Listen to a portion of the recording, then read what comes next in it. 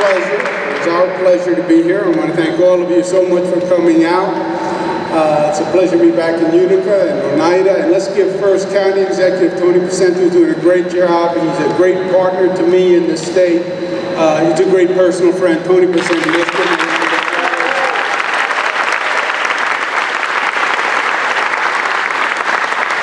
And the mayors who are here, and my colleagues, Senator Griffo and Assemblyman Brindisi, and we stole one of Utica's best when we have our Commissioner Rowan Destito.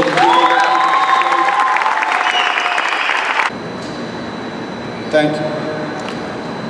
We have just finished our legislative session in Albany, for those of you who pay very close attention. Hence, Senator Griffo and Assemblyman Brindisi are back home. Legislative session goes from January to June, 6 months. Feels like 6 years, but it's really not. No, I'm kidding. Every day is a pleasure, really. But when they look back at this legislative session and the anger and the static of the moment is gone, this is going to be one of the most productive legislative sessions that this state has ever seen. We really got a tremendous amount of important work done that's going to make a difference for this state. More funding for education than any time in the history of the state.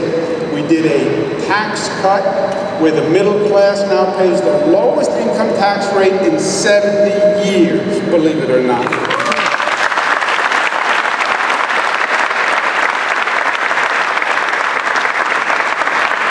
We raised the minimum wage, more economic development money for upstate New York, a lot of good work. But there were 3 initiatives that we passed that were frankly most important to me because I believe they're going to be most impactful on people's lives. First, we came up with a comprehensive plan to battle heroin and opioid addiction, which is a scourge all across this state.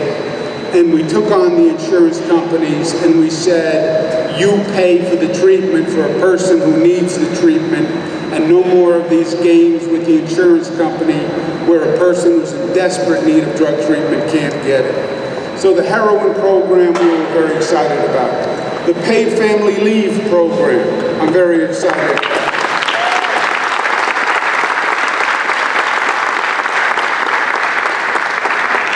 And this breast cancer legislation that we signed and that we're talking about today.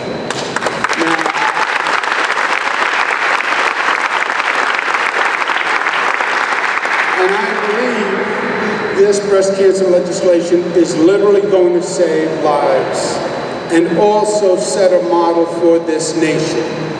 One of the great attributes of New York is when you do something in New York, it helps New Yorkers, but people around the country also notice. People look to New York. He says as an arrogant New Yorker.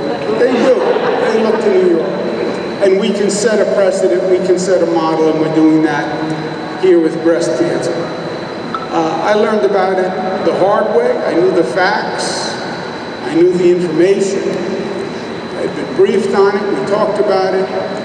But there's nothing like then living through it the way we've been living through it this past year. Because it's not just a medical illness. It takes over your life. It takes over your entire being. It's a medical problem, it's an emotional problem, it's a family issue, and it can be debilitating. And one of the moments that is seared in my memory was when we were doing one of the first briefings with the doctor. The doctor said, well, we're lucky because we caught it early. And that is really the only thing you can do with breast cancer, is catch it early. And he said, we're lucky that we caught it early. And I thought to myself, lucky because you caught it early. Why should anyone ever be unlucky if the rate of cure is so much higher when it's detected early. Why don't we make sure everyone goes for the screening and gets detected early? It shouldn't be luck. Not in this day, not in this state. Everyone should have that screening on time, so God forbid you get it, we catch it early. And then we started to talk about, well, what are the obstacles to getting screened? And why aren't women getting screened? About 30% of the women aren't going for screenings when the medical professionals would recommend that they go for screenings. And we had a lot of conversations, and it came back to two issues. Always the same two issues. It's time and it's money. It's time because I have the kids and I'm working and I'm taking care of a home. And when I can go, the hospital and the clinics are closed. So the first thing this law says is the hospitals and the clinics have to stay open 4 more hours per week after 5 o'clock in the evening and on weekends.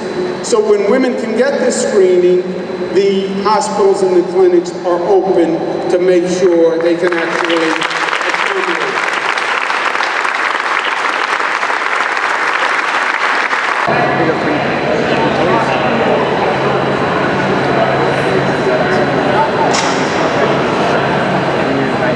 What you got, garlic? Well, no, they probably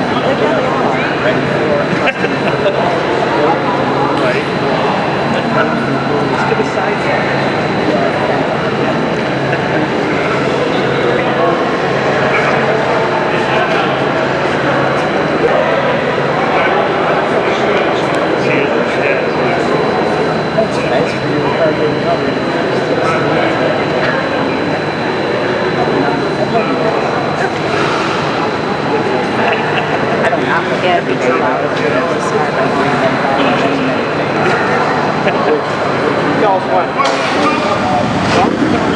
No, I think he stalled. They don't care about noise.